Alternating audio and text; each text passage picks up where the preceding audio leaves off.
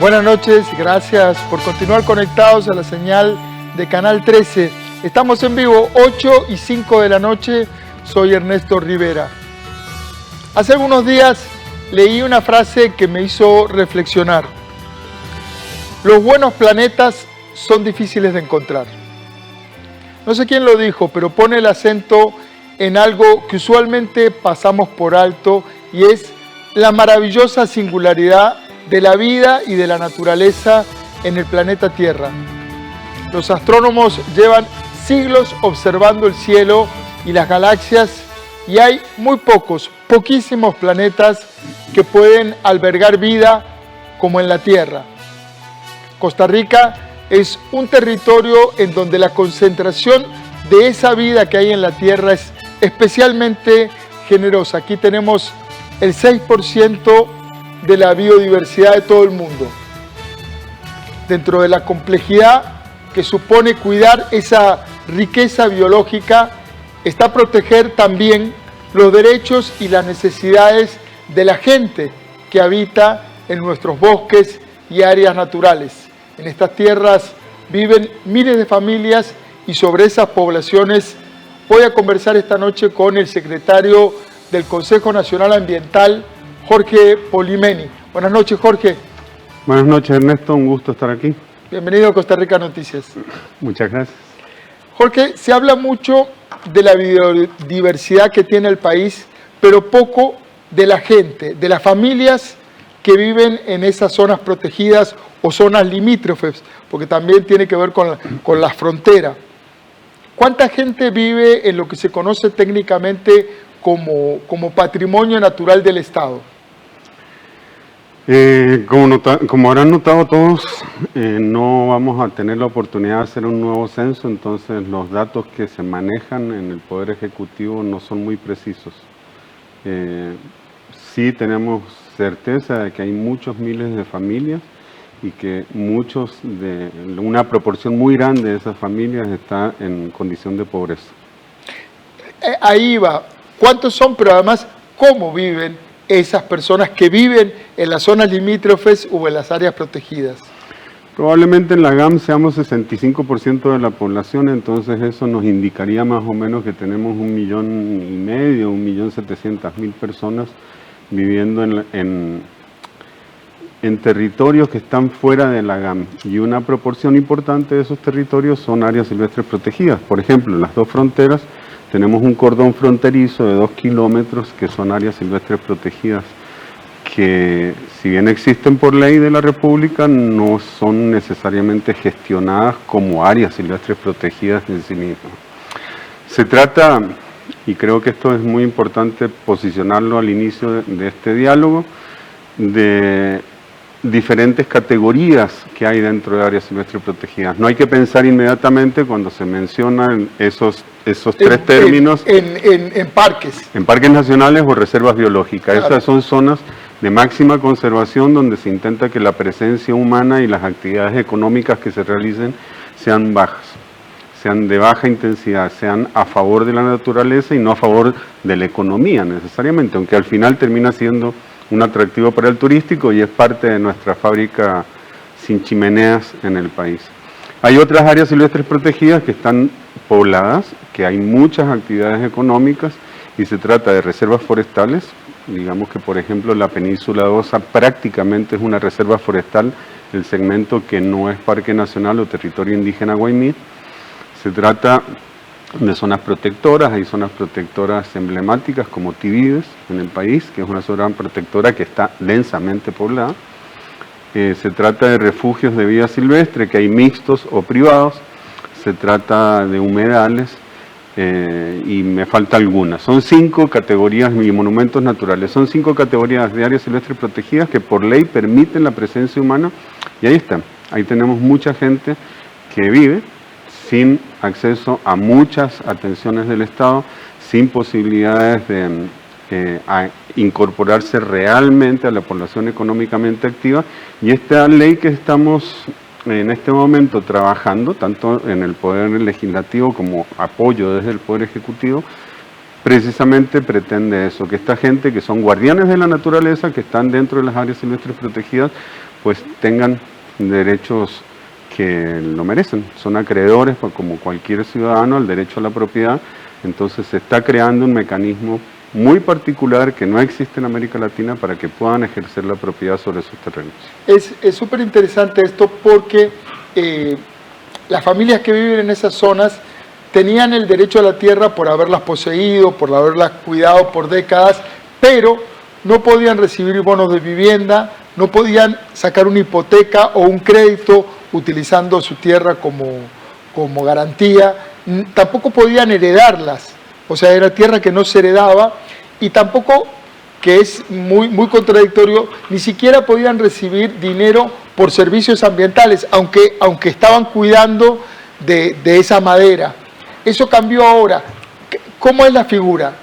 No cambió todavía, bueno, no estamos cambió. en discusión, hay que traer a tiempo presente toda tu intervención. ¿Qué es lo que se está proponiendo para que eso cambie? Es un tema jurídico más o menos complejo. Estamos creando un nuevo derecho real. Un derecho real es un mecanismo de orden jurídico que establece cómo alguien, que puede ser una persona física o jurídica, ejerce el dominio sobre una cosa. Ajá. Entonces, en el caso de tierras, nosotros tenemos dos mecanismos en la legislación costarricense para ejercer el dominio sobre eso, que es el título de propiedad formal, el que tiene cualquier persona que compra una casa en una urbanización. Tenemos el usufructo y ahora estamos creando este nuevo. ¿Qué tiene de particular este derecho de utilidad ambiental? Tiene de particularidad que es una propiedad que se concede a una persona pobladora, sea hombre o mujer, que demuestre una serie de requisitos, ahora podemos ver qué son esos requisitos, y que recibe un título de propiedad y un plano a su nombre. Es decir, ¿es una concesión o es un título de propiedad? Es un título de propiedad. La concesión es otro mecanismo para hacer dominio de algo, pero es un préstamo que una institución que está potestada para hacerlo te hace bajo ciertas condiciones. En este caso van a tener un título que se llama Derecho de Utilidad Ambiental y ellos son propietarios del derecho, y así lo dice el derecho y el plano, pero el dueño de la tierra, el dominio sobre la tierra sigue siendo del Estado. ¿Qué significa? Que en el título de propiedad y en el plano, que al final entre ellos conjugan lo que se llama como escritura normalmente, hay ciertas condiciones que la autoridad ambiental le pone a los propietarios. Esas condiciones ya están establecidas porque ya las áreas silvestres protegidas donde se va a emitir el DUA tienen planes generales de manejo y están zonificadas, es decir, hay zonas donde se puede hacer actividades agropecuarias y se hacen, donde se pueden hacer actividades fabriles, hay fábricas de queso, por ejemplo, dentro de áreas silvestres protegidas. Entonces, el derecho que le da el Estado a estas personas pobladoras es de poder estar ahí con seguridad jurídica, con un título que permite hacer todas estas acciones que vos señalaste. Hipotecarlo, traspasarlo, heredarlo.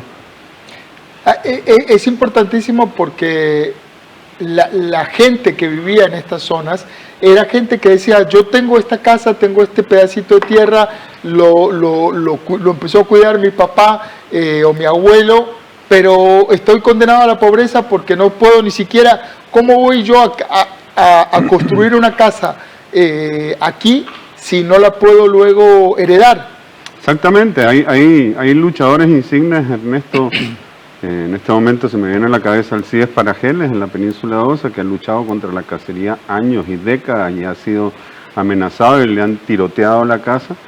Pues que en la península de Osa él vive en una casa muy humilde y ahora con este derecho de utilidad ambiental él va a poder recibir la asistencia del Bambi y la casa que pueda construir la va a heredar efectivamente a sus herederos que crecieron y se hicieron personas ahí en esa tierra.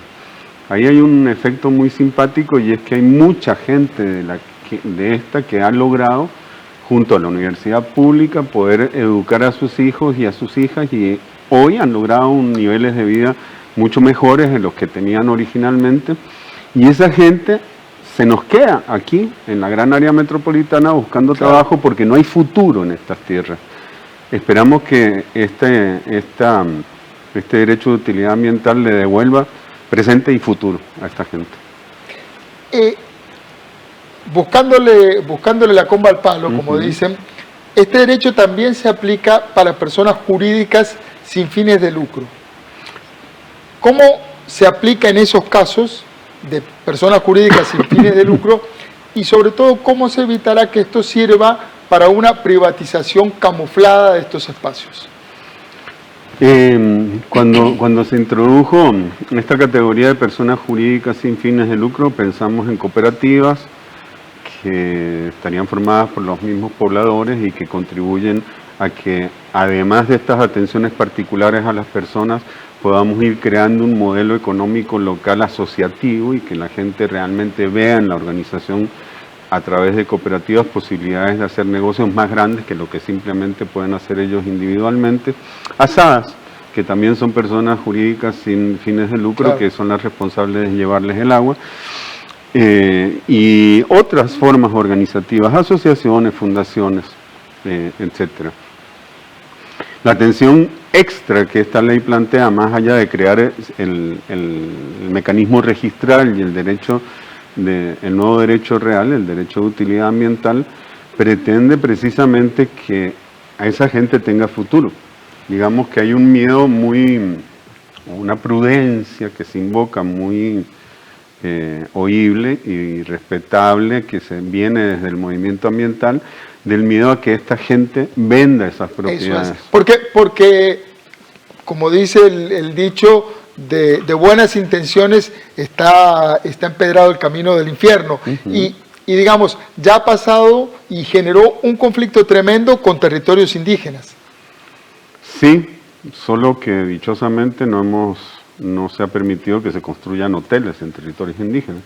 La idea que hay de fondo en esta ley es que todas estas tierras tienen un plan regulador que es el Plan General de Manejo del Área Silvestre Protegida.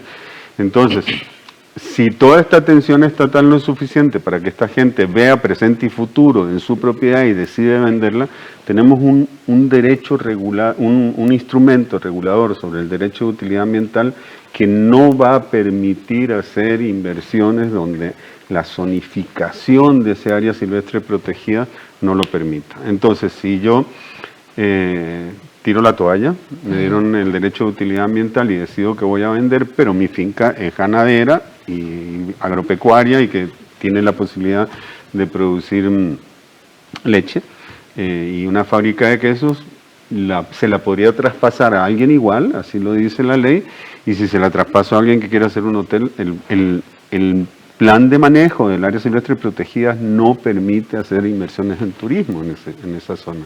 Entonces hay como un doble control.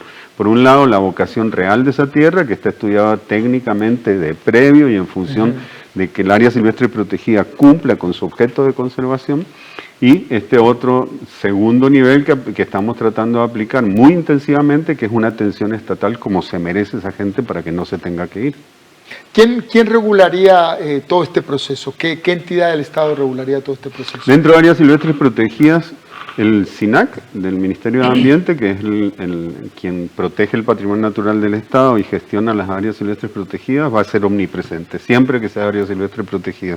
Sin embargo, hay fincas donde hay áreas silvestres protegidas, donde hay asentamientos que eran del IDCO, del IDA, y hoy del INDER. Entonces ellos son propietarios registrales y deberán interactuar con MINAE en todo este proceso de titular. Hay otras zonas donde el patrimonio natural del Estado todavía no ha sido demarcado y que son zonas que no obedecen a los intereses de conservación. Esto también es muy importante verlo. Por ejemplo, en la finca Jabdeva o en una multitud de asentamientos que hoy son del INDER, donde hay un proceso que es un toque más complejo que la puesta en operación del DUA en área silvestre protegida. Hay que empezar por demarcar esas zonas de patrimonio natural del Estado para hacer un instrumento de gestión de recursos naturales equivalente al Plan General de Manejo y ahí arrancar los procesos de titulación. Jabdeva, en las tierras que no son áreas silvestres protegidas, tendrá la obligación ellos, como institución solita, se llama entidad administradora en la ley, de hacer todo el proceso junto con el SINAC se identifica el patrimonio natural del Estado y después hay que hacer el censo y hay que identificar las propiedades que ellos mismos han ido entregando a personas hace 45 años y que no tienen el título, y ellos junto con el registro público emitirán el título. La finca de Habdeba, para ilustrar al público, es la que va desde el puerto de Moín sobre la costa. Paralelo a la ruta 32, Moín se recorta porque está el Parque Nacional Tortuguero en el medio, sigue hasta Calero y de Calero hasta el refugio Maquenque, es decir, hasta Heredia, perdón. Sí, es un área enorme y valiosísima desde el punto de vista económico. Y con muchos miles de familias. Hay una preidentificación de patrimonio natural del Estado que ya hicieron entre SINAC y Habdeba, que hablaba en un transecto hasta el Parque Nacional Tortuguero, entiendo, de 37.000 familias que están ahí, en español, atrapadas. Es mucha gente la que está inmersa, la que podría beneficiarse, pero también que va a tener un proceso de cambio. Nombraste recién a SINAC como una de las entidades que tendría que apoyar este proceso. ¿Tienen los recursos? Porque nosotros hemos hecho varios trabajos, reportajes, y el SINAC siempre está con un poquito menos de plata y con más problemas. En este momento nadie tiene recursos para nada. Eso forma parte de los debates más importantes que se están produciendo en el ámbito legislativo. Los propios diputados y diputadas de la comisión, que tienen que aprobarlo para llevarlo a plenario, todo el tiempo le preguntan a las entidades del Poder Ejecutivo si tienen los recursos suficientes. Y en este momento nadie los tiene porque realmente no existía, digamos que si se hubiera incluido en el presupuesto de estas entidades plata para titular, no les hubieran dado ni un solo 5 porque no existía el mecanismo para hacerlo. Entonces es un tema crítico que hay que resolver. Pero está claro que en este proceso estas tierras van a significar para cada persona propietaria, cada poblador que tenga el DUA, la obligación de pagar un canon que va a ser en función de la capacidad económica que tenga cada uno de esos pobladores. Entonces, nuestro planteo es que estamos en un momento donde el país entero habla de reactivación económica, es urgente que la economía arranque y tenemos que tener muy presente que cuando hablamos de reactivación económica, una vez más, dejamos fuera estas poblaciones. Entonces estamos hablando de que vamos a activar círculos y ciclos económicos que hasta hoy no han estado incluidos dentro de la economía nacional. Digamos que con esa cifra de 37.000 familias, si Banca para el Desarrollo, que tiene la posibilidad y tiene el espacio jurídico en la ley, lograr establecer un producto financiero simplemente de 1 millón de pesos por cada una de esas 37.000 por familias pobladoras que hay en la finca Habdeba, y estamos hablando de mucha plata que podría perfectamente ayudar a pagar un canon y que a la propia entidad Habdeba le significaría oxígeno institucional para su operación. Entonces, hay que ver esto como una inversión y no como un gasto.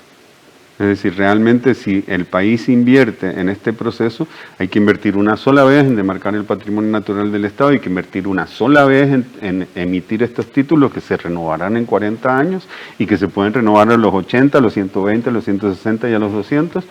Esas familias automáticamente empiezan a incorporarse en la economía. Sí, y no es el canon lo que importa, en realidad lo que importa es todo lo que van a producir, claro. Es decir, el movimiento económico que se puede producir es sustantivo y muy importante para el país. Porque se vuelven dueños. Se vuelven dueños, se vuelven productores seguros, pueden asociarse y tener una capacidad de endeudarse que hoy no existe. Te cambio un poco el eje de la entrevista. Hay un acuerdo ambiental de importancia en gran parte de Latinoamérica que se llama el Acuerdo de Escazú aquí en Costa Rica, que se firmó en 2018 y fue ratificado en muchísimos países, pero irónicamente todavía no en Costa Rica. ¿Qué propone el Acuerdo de Escazú y qué falta para ratificarlo aquí? El Acuerdo de Escazú está inspirado en el Convenio de Aarhus. El Convenio de Aarhus es una herramienta de buen gobierno que se estableció en Europa y que hoy es un instrumento dentro de la OCDE donde en la práctica lo que se hace es consagrar obligaciones del gobierno para atender a la ciudadanía. Entonces, establece mecanismos de participación, establece mecanismos de transparencia, establece los momentos en que la sociedad civil puede interactuar con los gobiernos, con la administración, para tener un buen gobierno. Es una cosa bastante sencilla de entender, bastante fácil de decir y a veces muy difícil de comprender. El Acuerdo de Escazú arrancó en un proceso que de la OEA fue incorporando muchos gobiernos y hoy tenemos dentro de esa herramienta el primer tratado vinculante a nivel continental que versa sobre derechos humanos y ambiente. El Tratado de Escazú en un segundo capítulo tiene un consagrado por primera vez en la legislación global unas obligaciones para el Estado para proteger a los defensores de la naturaleza que en América Latina son avasallados en función de en América Latina y en Costa Rica ha habido, vos sos una persona histórica dentro del ámbito del medio ambiente y ha habido muchas víctimas, muchos luchadores ambientales que han incluso perdido la vida.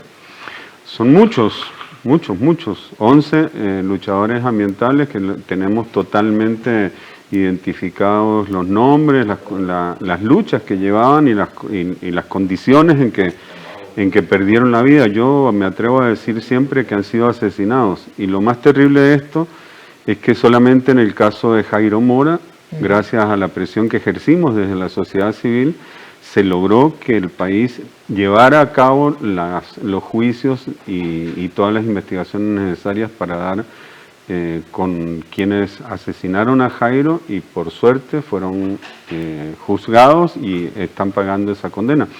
Pero yo te puedo dar nombres de hermanos de lucha ambiental que fueron asesinados y que el Estado costarricense no tuvo la capacidad de responder por ellos. Entonces el tratado lo que establece pues es una obligatoriedad para establecer medidas afirmativas de protección a esta gente que se juega la vida defendiendo los bienes comunes. Y al final de cuentas, pues lamentablemente, en estas épocas tan convulsas y tan violentas, al menos en Costa Rica... ¿Qué le falta para que se firme? ¿Qué voluntad política? En Costa Rica falta en la Asamblea Legislativa un tono de equilibrio y madurez legislativa para poder aprobarlo, porque hay grupos que se oponen al tratado porque cuando se oye defensores de derechos humanos no oyen defensores de la naturaleza y de quienes defienden la naturaleza, sino que mezclan eso con la agenda LGTBI o llevan, digamos, un tratado que es casto y puro en defensa de derechos humanos ambientales a una escena de conflicto político que no deberíamos tener. Somos realmente, y está dicho por observadores internacionales de derechos humanos y ambiente que han mandado a Naciones Unidas, somos un ejemplo en lo ambiental y somos un ejemplo en derechos humanos en el planeta y nos vendemos como tal. Pero bueno, llega la Asamblea Legislativa, se hace imposible que avance y de repente en una negociación política que alguien tiene la habilidad de hacerlo, se aprobó unánimemente el Acuerdo de Escazú, pero cuando llegó a la Corte, pues en la Corte se determinó de que como muy probablemente haya que hacer una jurisdicción ambiental, eso significa un cambio estructural en el Poder Ejecutivo, entonces que hay que obtener mayoría calificada, 38 votos, y que el proceso original... Y los 38 votos no aparecen. El proceso original tenía la unanimidad, que fueron 47 o 46 votos, y nada, estamos en cero de nuevo. Entonces, vergonzosamente, el Tratado de Escazú, que se promovió por Costa Rica y Chile y se firmó aquí, muy cerquita, en Escazú, va a entrar en vigor el 22 de abril porque ya hay la suficiente cantidad de países que lo han signado y que ya son ley el tratado es ley de la República en cada país, y con nosotros, vergonzosamente, pues va a entrar en vigor desde afuera, gracias a que otros países lo firmaron, a pesar de que lo construimos aquí en Escazú. Hay toda una discusión, un debate jurídico alrededor de esto que nunca jamás debimos haber enfrentado, y es el siguiente. El Acuerdo de Escazú ya ha sido utilizado en la Corte Suprema en México, ya ha sido utilizado en la Corte Suprema en Argentina, y ya hay sentencias judiciales que utilizan al Tratado de Escazú para brindar justicia, aún sin que haya entrado en vigor. Entonces, la gran pregunta que tenemos ahora es que si nosotros somos signatarios, efectivamente firmamos en Nueva York, la canciller Epsi Campbell, apenas empezando el gobierno, fue a Nueva York a depositarlo, y con la firma del Poder Ejecutivo, en teoría, nosotros a partir del 22 de abril podríamos utilizar ya el Acuerdo de Escazú, y podríamos incluso empezar a reglamentarlo. Vamos a ver, esto es un debate jurídico que se viene. Se nos acabó el tiempo, Jorge, pero vamos a volver sobre el Acuerdo de Escazú más adelante. Te agradezco muchísimo la visita y mucha suerte con toda esta negociación para promulgar estos nuevos derechos. Un gustazo, Ernesto. Muchas gracias. Gracias también a ustedes por estar ahí. El ambiente, la gente que lucha por el ambiente, la gente que vive en nuestros bosques, en nuestras reservas, sus derechos. Recuerde, trabajamos para usted. Somos la televisión pública de Costa Rica.